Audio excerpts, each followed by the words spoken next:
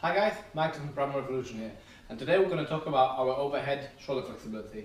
Now that's basically the ability to put our hand over our head in a straight line without bending our back, without compromising the spine position. So that comes in handy for your overhead presses, for your handstands, basically anything that you do in overhead where you need to keep your core nice and stable. There's three main areas that I find that people have problems with, and generally speaking that's your internal rotators, so your lats, your pecs, and then sometimes what people tend to do is have tight upper back. The T-spine is a bit immobile. So I'm going to show you one mobility exercise for each area which should improve your overhead mobility. Obviously everyone's different, and sometimes there's something else that might be affecting it, but those are the three areas that I find are most common. So starting with your pec. All you want to do, put your hand on something at a 45-degree angle like this, nice and easy, and all you're doing is pushing your chest forward. You should feel a stretch right here if you're struggling to get your hands overhead. And you want to hold the stretch for about a minute to 2 minutes, or until you feel the release. Obviously you want to do it on both sides. What you can do is when you get into the position, just hunt around for the tight areas.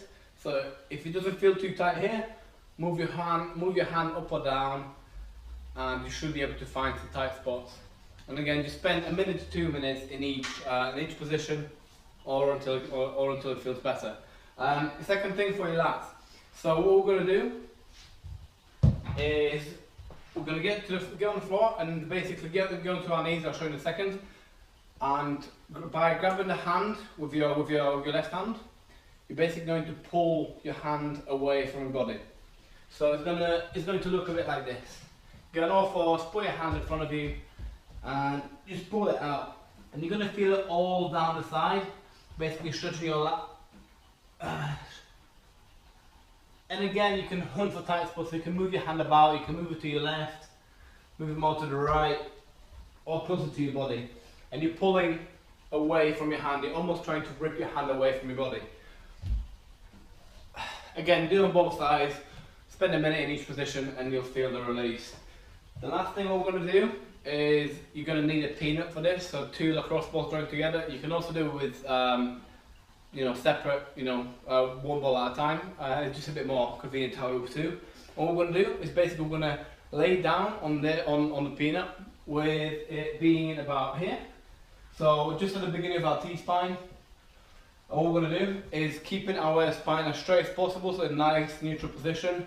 We're going to work through the range of motion to the top. So if you can only get your hands up to there, all you're going to do is you're going to work that range of motion. And then breathe in, breathe out. Remember to breathe. You don't want to get the red face. You don't turn into a beetroot. And what we're aiming for here is basically the release. So you will feel tightness. If you can't get your hands over your head, you're gonna have a tight back. So we're going to place it, at the bottom of your T-spine, about here. Do a few repetitions and you'll feel the release.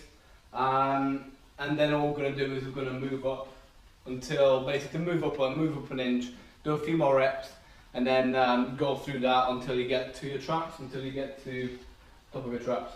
Okay, so it's going to look a bit like this. You're going to put the ball down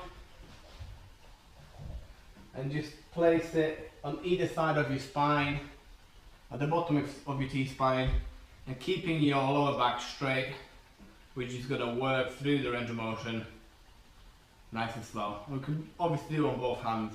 Bear in mind that will be a little bit painful, so remember to breathe, don't hold your breath, and then slowly move it all the way up. Again, just working through the range of motion. And again, you want to do a few reps, nice and easy, going to the top of the range of motion while keeping your spine nice and straight, and come back. Oh, Jesus. And what we tend to do is do a test and retest. So see how far you can get your hand over your head without bending your back before you try these exercises. Stretch for a little bit, 5-10 minutes, and then check again. And yeah, hopefully that's going to help. Again, everyone's a bit different, so it might be different areas, but just give these a go. and you'll feel that you'll be able to put your hand over your head easier, more comfortable. Obviously for your handstands, for your overhead presses, things like that, it's going to come in handy. So yeah, I hope that helps, and yeah, if there's anything else that you need, send us a message and we'll do our best to get back to you. Take care now.